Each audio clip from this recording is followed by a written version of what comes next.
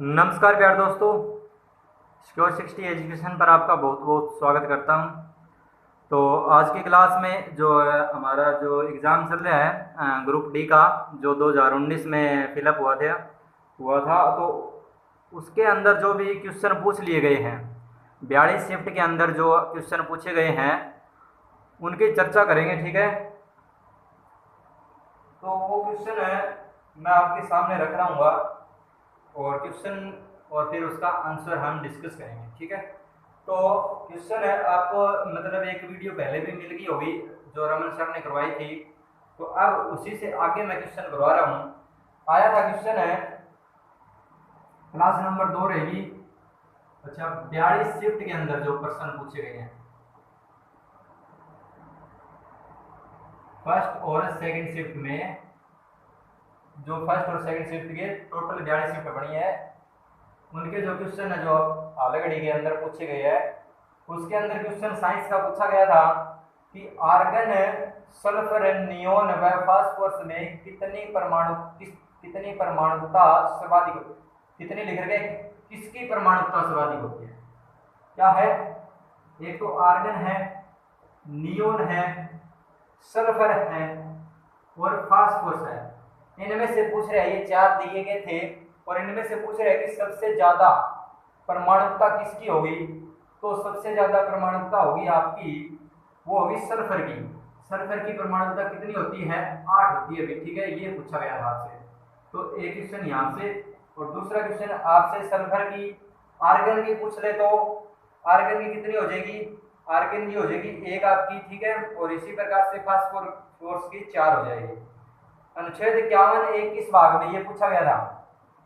जो आर्टिकल है 51 ए है ना, वो पूछा गया है। आर्टिकल 51 ए में संविधान संशोधन हुआ था, ए कैपिटल है इसलिए संविधान संशोधन हुआ था। ठीक है, तो आर्टिकल अनुच्छेद 51 ए किस भाग में है? भाग नंबर 4 ए के अंदर है ये, भाग 4 ए में है ये। ठीक है, इसी प्रकार से नेक्स्ट क्वेश्चन पर हम चलेंगे। जो 14वां इंटरनेशनल ओलंपियाड हुआ था, उसके अंदर ऑन एस्ट्रोनॉमी व एस्ट्रोफिजिक्स 2021 में भारत ने कितने स्वर्ण पदक जीते थे? तो भारत ने इसमें एस्ट्रोनॉमिक और एस्ट्रोफिजिक्स में भारत ने 4 गोल्ड जीते थे। ठीक है, 4 स्वर्ण पदक जीते थे। और भारत थाईलैंड व रूस के बाद पदक तालिका में तीसरे स्थान पर था। पदक तालिका में किसके बाद में? थाईलैंड व रूस के बाद में, थाईलैंड व रूस के बाद में थर्ड पोजीशन पर था ये भारत। ठीक है, तो भारत कौन से स्थान पर था? तीसरे स्थान पर था। अब चलेंगे नेक्स्ट क्वेश्चन पर। किस राज्य की सरकार ने open air classroom program, open air classroom यानी कि जो मतलब खुले आरामदायक कमरे, ओपन एयर क्लासरूम, ये अभियान किस राज्य की सरकार ने चलाया था? ये प्रोग्राम है, इसका नाम था प्रशिक्षालय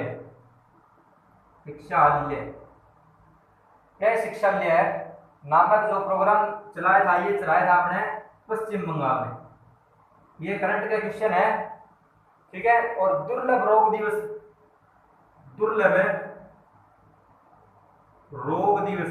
क्या है? दुर्लभ रोग दिवस। ये बिल्कुल प्योर हिंदी में दे रखे हैं, दुर्लभ रोग दिवस।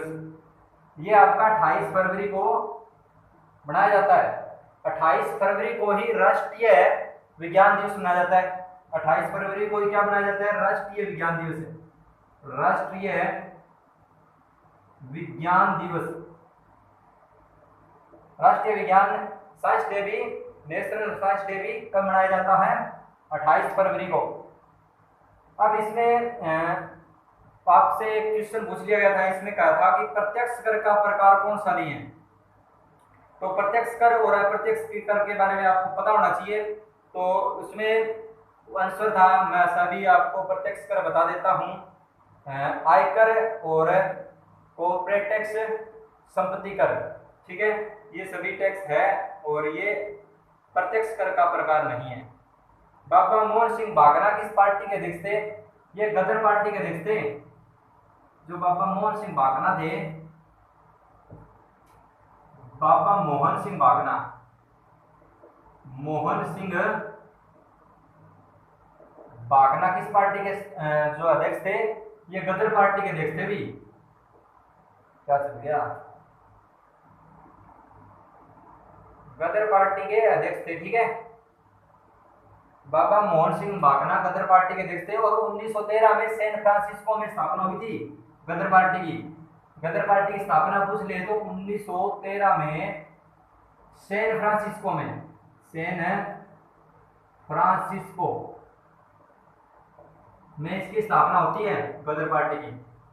और अब बात करते हैं वर्ष 2022 में किस पैरा खिलाड़ी को पद्मश्री पुरस्कार दिया गया था? दिया गया है 22 में, 22 की बात हुई। अवनी लेखारा, अवनी ये राजस्थानी है, अवनी लेखारा, अवनी लेखारा पैरा खिलाड़ी है और इसको पद्मश्री से नवाजा गया था अभी अभी हाल ही में।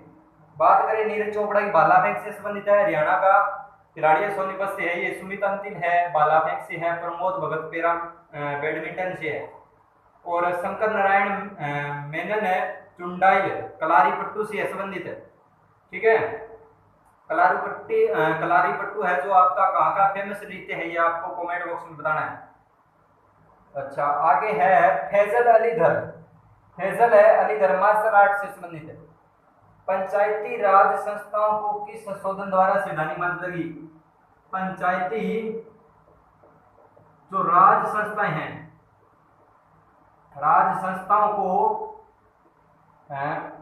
किस संशोधन द्वारा, मतलब कौन से संशोधन से इसको मान्यता दी गई थी? तो 73वां संविधान संशोधन हुआ था, कॉन्स्टिट्यूशनल अमेंडमेंट, 73वां कॉन्स्टिट्यूशनल अमेंडमेंट, और ये हुआ था 1992 के तहत। 1992 में 73वां कॉन्स्टिट्यूशनल अमेंडमेंट हुआ था, उसके तहत पंचायती राज संस्थाओं को मान्यता दी गई थी, ठीक है। और राजस्थान से शुरू होता है। लागू कब हुआ था? ये लागू हुआ था 24 अप्रैल 1993 को लागू हुआ था ये। और राजस्थान पहला राज्य था जहां से ये पंचायती राज स्टार्ट हुआ था, ठीक है। अब बात करेंगे भारत के अटॉर्नी जनरल की, बात करते हैं के वेणुगोपाल। के वेणुगोपाल भारत के क्या है? वेणुगोपाल, ये भारत के अटॉर्नी जनरल है। अटॉर्नी जनरल यानी कि एजी, एजी आर्टिकल नंबर है इसका 76 है, आर्टिकल नंबर 76। इसकी एक ट्रिक है, एजी सुनते हो, नहीं सुनोगे तो 76 पढ़ेंगे, 76 पढ़ेंगे, ठीक है, 76। इस प्रकार आर्टिकल नंबर 76 के वेणुगोपाल है आर्टिकल नंबर 76 के तहत। और इसका जो जून 2022 में, इनका जून 2022 में 3 माह के लिए पुनः कार्यकाल बढ़ाया गया है। 3 माह के लिए कार्यकाल बढ़ाया गया है, कार्यकाल बढ़ा गया अभी 2022 में। जो करंट का क्वेश्चन है ये, भारत के कुछ राज्यों में आमर वर्षा होती है। आमर वर्षा की बात करते हैं, आमर वर्षा, आमर वर्षा भारत में किस राज्यों में कब होती है भाई? तो आमर वर्षा जो होती है आपकी भारत के अंदर है, वो ग्रीष्म ऋतु में होती है, ग्रीष्म ऋतु में। ये क्वेश्चन आया था भाई। और मानसून के पहले अप्रैल व मई में होने वाली वर्षा को आमर वर्षा कहते हैं। क्या कहते हैं? मानसून के पहले महीना, जो मानसून का जो अप्रैल और मई महीना है, अप्रैल व मई, इस महीने में होने वाली वर्षा को क्या कहते हैं? आमर वर्षा कहते हैं। वर्षा ऋतु के बाद ITCZ किस दिशा में बढ़ता है? ITCZ, ITCZ ये क्या है? ये कोई जोन है, इसकी फुल फॉर्म देख लेना क्या है। तो ये दक्षिण दिशा में बढ़ता है भी, ठीक है। ITCZ की स्थिति सूर्य पर निर्भर करती है और वर्षा ऋतु के बाद सूर्य का दक्षिण में बढ़ने का कारण क्या है? ITCZ भी दक्षिण की ओर बढ़ेगा। अगर सूर्य दक्षिण में बढ़ता है तो बढ़ने के कारण ITCZ भी कहाँ बढ़ेगा, दक्षिण की ओर बढ़ता है। अच्छा, उपनिषद में उप का अर्थ पूछ रखे है। उप का अर्थ होता है समीप, उप यानी कि समीप, समीप। और मुख्य रूप से उपनिषदों की संख्या कितनी है, उपनिषद, उपनिषद कितने हैं, 11 है। और कुल की बात कर लेना, कुल मतलब है उपनिषद और क्या है, इसमें कुछ और मिला गया है साथ में। मुख्य रूप से तो उपनिषदों की संख्या 11, लेकिन कुल सब कुछ मिला मिलूगी है ये 108 है। ठीक है, 108 है। और अब बात करते हैं मार्च 2022 के अंदर जो RBI ने किस बैंक पर नए अकाउंट खोलने के लिए प्रतिबंध कर दिया गया था। जो RBI ने 2022 के अंदर है, जो पेटीएम पेमेंट बैंक है ना, पेटीएम पेमेंट बैंक है, पेटीएम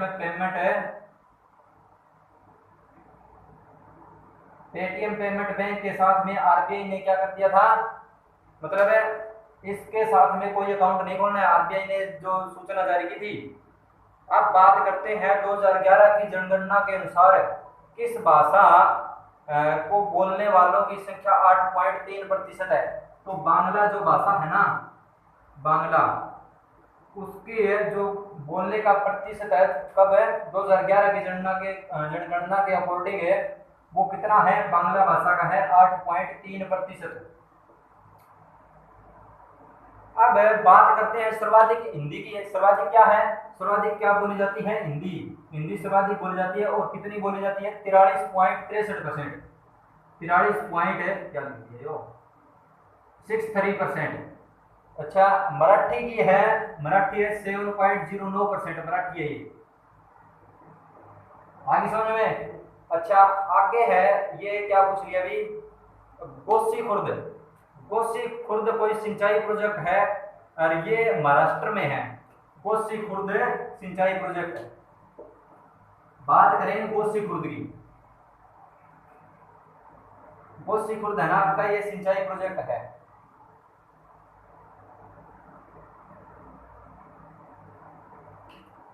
गोसी खुर्द, गोसी खुर्द ये आपका कोई सिंचाई प्रोजेक्ट है, सिंचाई प्रोजेक्ट है। और ये महाराष्ट्र में, महाराष्ट्र में क्या किया गया था, इसमें महाराष्ट्र में लगाया गया था ये सिंचाई प्रोजेक्ट। अच्छा, आगे बात करते हैं, गोदावरी नदी की सहायक वैनगंगा नदी पर निर्मित है ये, मतलब गोदावरी नदी है ना, उसकी सहायक नदी है वैनगंगा, और उस पर ये बांध है जो आपका प्रोजेक्ट है, ये गोसी खुर्द सिंचाई प्रोजेक्ट, ये वहां पर लगाया जा रहा है, लगाया गया है। और आया कब था, ये इंदिरा सागर सिंचाई परियोजना का नया नाम है, ये नया नाम है ये इंदिरा सागर सिंचाई परियोजना, इंदिरा सागर सिंचाई परियोजना, परियोजना का नया नाम है ये भी। ठीक है, क्या, गोसी खुर्द सिंचाई प्रोजेक्ट। भारत इस्पात प्राधिकरण लिमिटेड की स्थापना, भारत इस्पात प्राधिकरण की स्थापना हुई थी, लिमिटेड है ये। इसकी स्थापना 19 जनवरी 1954 को हुई थी। और मुख्यालय इसका, हेडक्वार्टर की बात करें तो नई दिल्ली में, न्यू दिल्ली में इसका क्या है, हेडक्वार्टर है। और अध्यक्ष की बात करें, सोमा मंडल, सोमा मंडल है इसकी अध्यक्ष है। ठीक है, जो भारत इस्पात प्राधिकरण जो लिमिटेड है उसके अध्यक्ष कौन है, सोमा मंडल है भी। चलेंगे आगे नेक्स्ट क्वेश्चन पर, जल्दी जल्दी करेंगे। वर्ष 2021 में क्या हुआ था, जो पैराशूटर खेल रत्न पुरस्कार दिया गया था, वो बताओ किसको दिया गया था। 2021 में पैराशूटर खेल पुरस्कार दिया गया था मनीष नरवाल व अवनी लिखारा, मनीष नरवाल व अवनी लेखारा, अवनी लेखारा, इनको क्या गया, किसमें पुरस्कार, 2021 में 2021 में पैराशूटर, पैराशूटर है ये, पैरा यानी कि दिव्यांग शूटर खिलाड़ी है, और इनको खेल रत्न पुरस्कार से नवाजा गया था, खेल रत्न अवार्ड दिया गया था इनको, ठीक है। अब बात करते हैं नेक्स्ट क्वेश्चन की। और नीरज चोपड़ा फिर मनप्रीत सिंह, ये कुछ एक्स्ट्रा खिलाड़ी है। अब भारतीय संविधान को कब लागू किया गया? बिल्कुल आसान प्रश्न आ गया। भारतीय संविधान को लागू कब किया गया था? बताओ भी कमेंट बॉक्स में। 26 जनवरी 1950 को, 26 जनवरी 1950 को भारतीय संविधान लागू हो गया था। अब बात करते हैं आया कब था ये भारतीय संविधान है। मतदान का अधिकार किसके अंतर्गत आता है? मतदान का जो अधिकार है वो आता है आपका संवैधानिक अधिकार है, ठीक है। संविधान के अंतर्गत संवैधानिक यानी संविधान के अंदर दर्जा है, संवैधानिक अधिकार है। तो आगे बात करते हैं प्रधानमंत्री श्रमयोगी मानधन योजना सरकार का क्या है? 50% योगदान है भाई।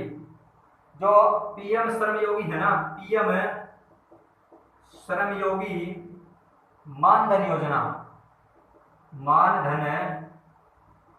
योजना में सरकार का कितना योगदान है? आपका 50%। गवर्नमेंट योगदान है इसके अंदर 50%। अब बात करते हैं, और वित्तीय वर्ष 2019-20 के बजट में घोषणा हुई थी और 15 फरवरी 2019 को लॉन्च हुआ था ये। और आगे है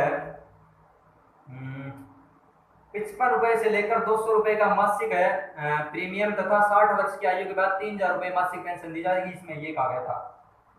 अच्छा, कौन सा गर्भ निरोधक गर्भाशय के भीतर शुक्राणुओं के फेगोसाइटोसिस को बढ़ाता है? ये साइंस का प्रश्न है।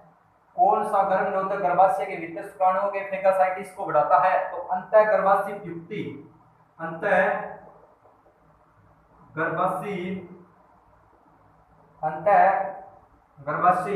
ठीक है। अंतः गर्भाशय क्या है? युक्ति है वो ये। और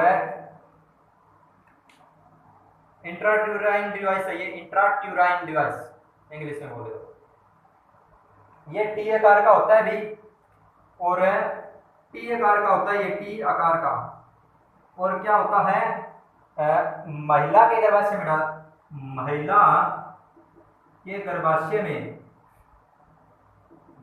में इसको डाला जाता है। और ये युक्तियां डॉक्टरों या अनुभवी नर्सों द्वारा ही उपयोग में लाई जाती है, ठीक है।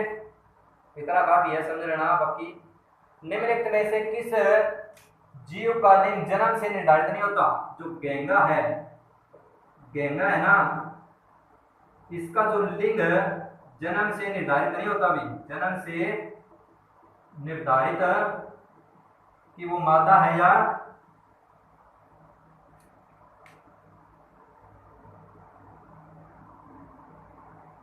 तो जो गेंगा है इसका जन्म से मतलब लिंग निर्धारित नहीं होता, पता नहीं लगता भी फीमेल है या नर है। फ्लेमिंग राइट हैंड नियम का उपयोग किस लिए किया जाता है? फ्लेमिंग राइट हैंड नियम का प्रयोग प्रेरित चुंबकीय धारा की दिशा ज्ञात करने के लिए। प्रेरित फिजिक्स का क्वेश्चन है ये। चुंबकीय धारा ज्ञात करने के लिए इसका उपयोग किया जाता है। विद्युत जनरेटर में और इलेक्ट्रिक मोटर आदि में इनका प्रयोग किया जाता है। अब बात करेंगे नेक्स्ट क्वेश्चन की, और नेक्स्ट क्वेश्चन आया था विद्युत ऊर्जा की वाणिज्यिक इकाई पूछ ली है। जो विद्युत ऊर्जा होती है हमारी, जो घर में आती है विद्युत ऊर्जा, इलेक्ट्रिसिटी, उसकी वाणिज्यिक इकाई पूछी है इसने। वाणिज्यिक इकाई किसकी पूछी है? विद्युत ऊर्जा की। विद्युत ऊर्जा की वाणिज्यिक इकाई क्या है? किलोवाट आवर्स, ठीक है, किलोवाट ओवर, KWH। 1 किलोवाट होता है, 1 किलोवाट बराबर होता है कितना होता है, 1 किलोवाट घंटा होता है आपका 3.6 इंटू 10 की पावर 6 जूल, 10 की पावर 6 जूल होता है। बात करते हैं उत्तल दर्पण के लिए। जो उत्तल दर्पण, उत्तल और अवतल दो दर्पण होते हैं। उत्तल दर्पण होता है, उत्तल दर्पण, उसके लिए यदि वस्तु ध्रुव से दूर रखी जाए, उत्तल दर्पण के लिए यदि वस्तु को ध्रुव से दूर रख दिया जाता है तो प्रतिबिंब बताओ कैसा बनेगा, आभासी बनेगा भाई, आभासी। प्रतिबिंब कैसा बनेगा, आभासी होगा। ध्रुव से दूर रखना है इसको, ध्रुव से दूर रखा जाए तो प्रतिबिंब बनेगा, आभासी हो सकता है, सीधा बन जाएगा।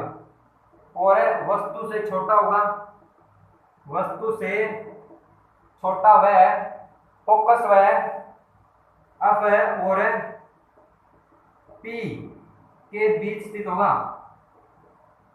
ठीक है।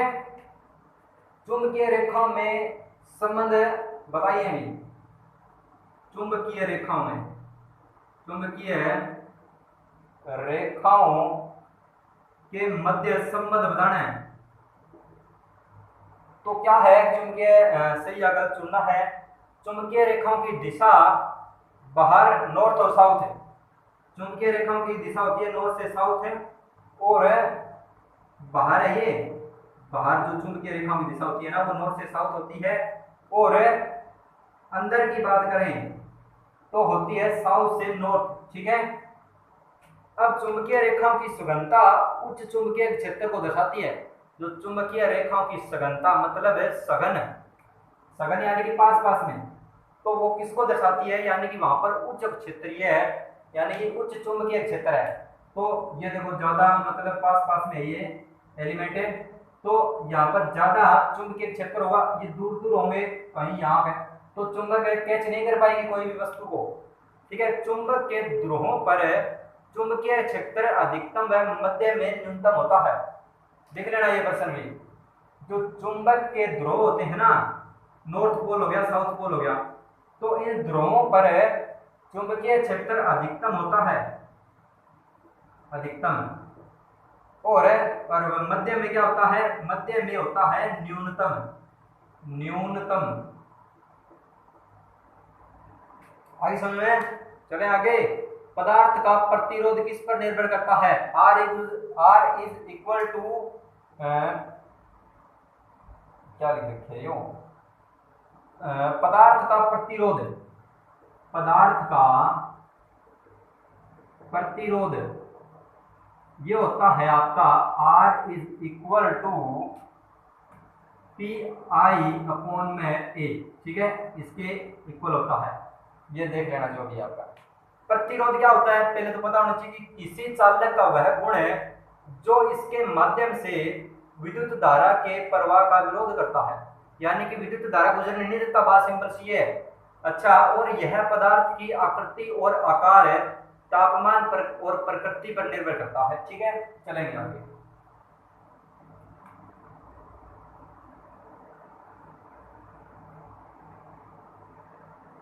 नेक्स्ट क्वेश्चन है आपका, उत्तल लेंस के संबंध में सही कथन बताइए भी।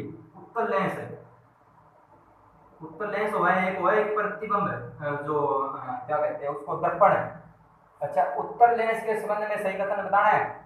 यह बीच में, बीच से तो होता है मोटा भाई, बीच से मोटा होता है, मोटाई होती है इसकी, और किनारों से पतला होता है, किनारों से पतला, बीच से मोटा ऐसे बड़ा, ये देखो ये है, और किनारों से क्या है, पतला है, ये होता है आपका उत्तल लेंस।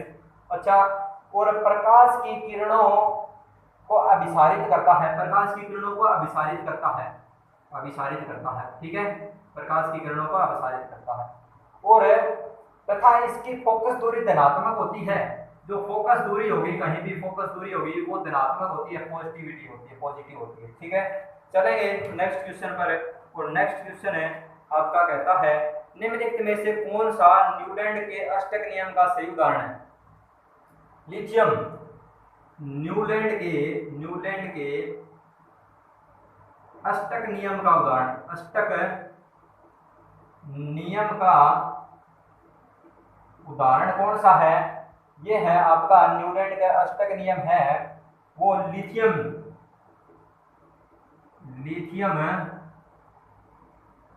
से सोडियम। क्या कहता है?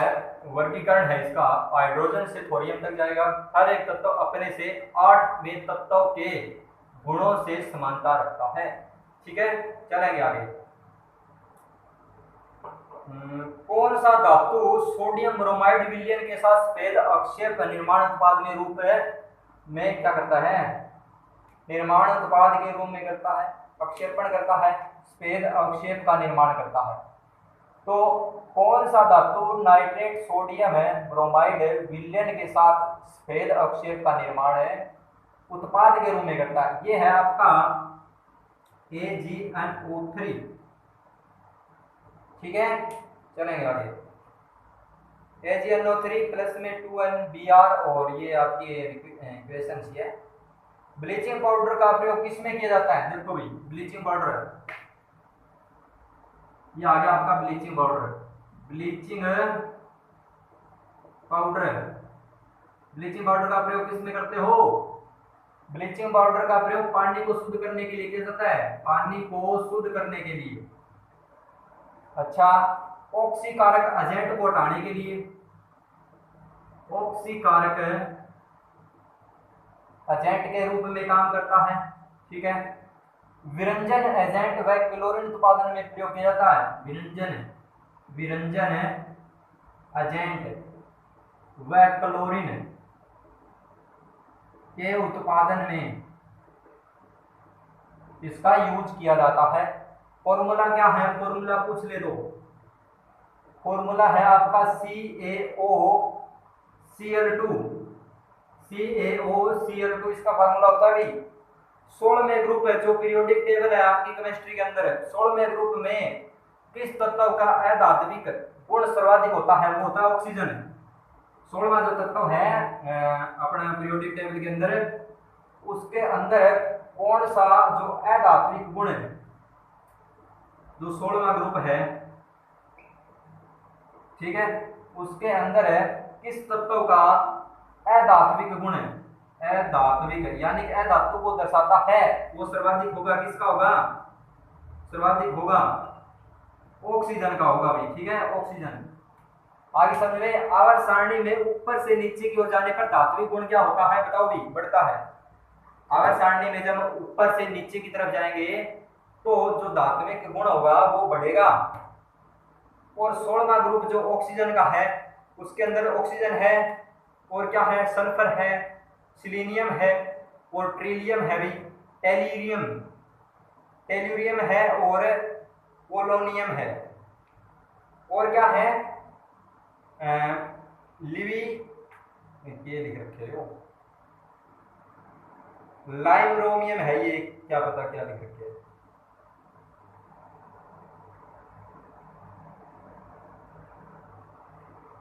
इसको LV से डिनोट करते हैं। चलेंगे नेक्स्ट क्वेश्चन पर।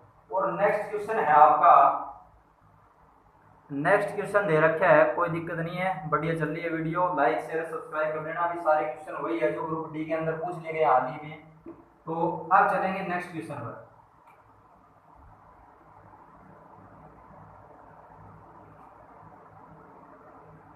यहाँ लिख देता हूं मैं, फिर कोई ग्रुप डी। अच्छा, अब देखो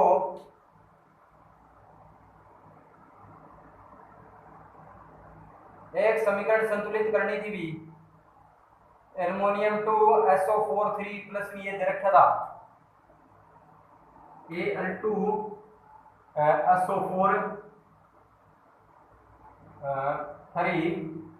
प्लस में क्या दे रखा था?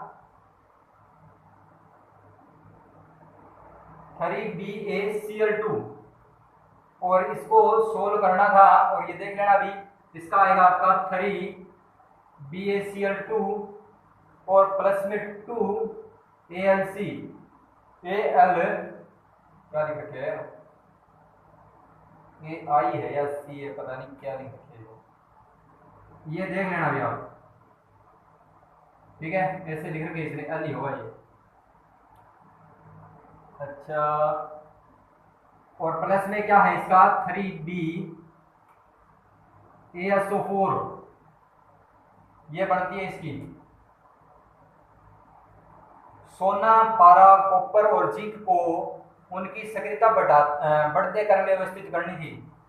सोना है जी, पारा है, अच्छा कॉपर है, कॉपर हो गया, और जिंक, इनको बढ़ते क्रम में दर्शाना था। उनकी सक्रियता जो सक्रियता है, सक्रियता के बढ़ते क्रम में व्यवस्थित कीजिए। तो पहले आ जाएगा आपका जिंक, फिर जिंक की सबसे ज्यादा है, फिर जिंक से कम कौन सा है, कॉपर है, और कॉपर से कम है आपका पारा, और पारा से सोना कम है, सबसे कम किसकी होगी, सोना। और पोटेशियम, ये आगे ज्यादा ही बड़ा है इसको छोड़ो।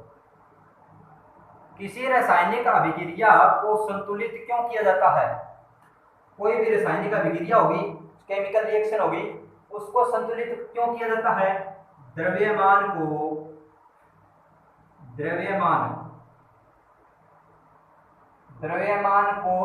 के संरक्षण के लिए, द्रव्यमान संरक्षण के लिए कोई भी रासायनिक अभिक्रिया को संतुलित करना आवश्यक हो जाता है। कौन से पदार्थ में नेफ्रॉन पुनः अवशोषित करते हैं, कौन से पदार्थ नेफ्रॉन में पुनः अवशोषित करते हैं, तो नेफ्रॉन वृक्क की इकाई होती है। नेफ्रॉन किसकी इकाई है, बायोलॉजी का क्वेश्चन है, नेफ्रॉन वृक्क की इकाई है, वृक्क। चलेंगे आगे। अच्छा, निम्न में से कौन बीजाणु निर्माण द्वारा प्रजनन करता है, बीजाणु निर्माण द्वारा क्या करता है, जनन। बीजाणु निर्माण द्वारा प्रजनन कौन करता है, ये आपका करता है म्यूकर। आंसर है इसका म्यूकर, और मास और फर्न, कवक हो गया, और राइजोप्स, बायोलॉजी का क्वेश्चन है राइजोप्स, ठीक है। नेक्स्ट क्वेश्चन पर चलेंगे अभी।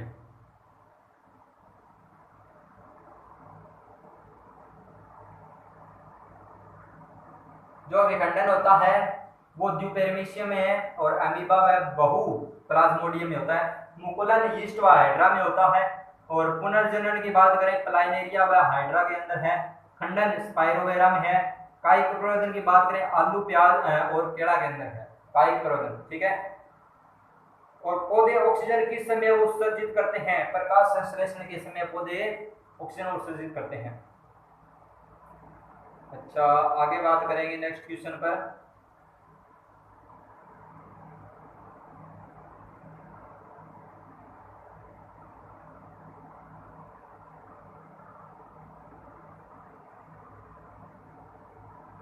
जो एसी जनरेटर का सिद्धांत किस पर कार्य करता है, एसी जनरेटर का सिद्धांत दिया था फेराडे का, इलेक्ट्रोमैग्नेटिक इंडक्शन का नियम है, ठीक है।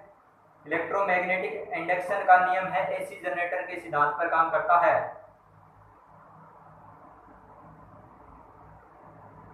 जो उत्तल लेंस है उसके फोकस पर रखा गया कोई वस्तु, उसका प्रतिबिंब बताओ कैसा बनेगा, प्रतिबिंब बनेगा 2f1 के बीच में वास्तविक होगा, और उल्टा वह वस्तु के बराबर होगा भी, और 2f2 पर निर्मित होगा। एक मिनट देख लेता हूँ ये क्वेश्चन, तो मेरे हिसाब से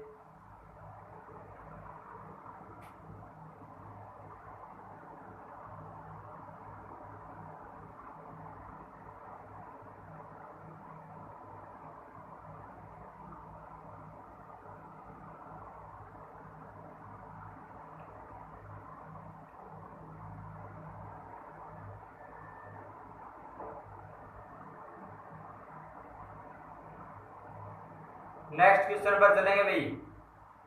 नेक्स्ट क्वेश्चन है आपका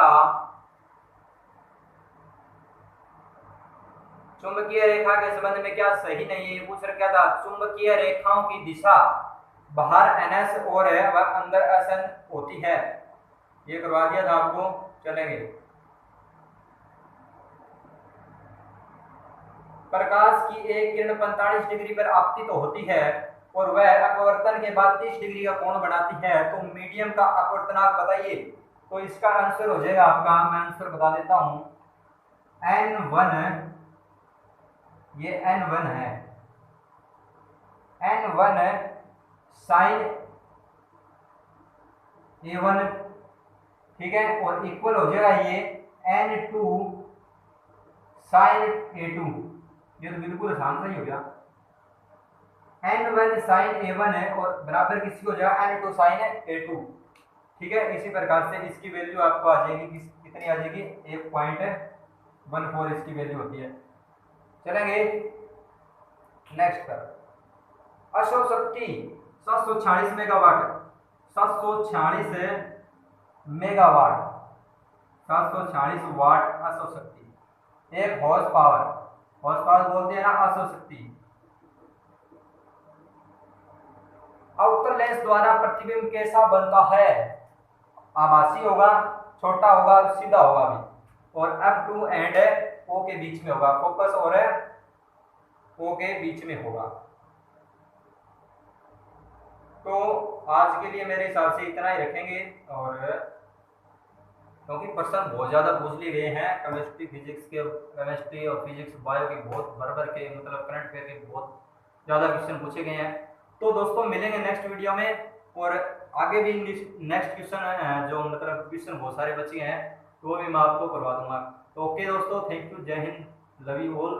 और लाइक कर देना भाई, सब्सक्राइब और शेयर वो तो आपको करना ही है, और बेल आइकन फिर बजा लेना, ठीक है, और ताकि आने वाले वीडियो का नोटिफिकेशन आपको मिलता रहे भी।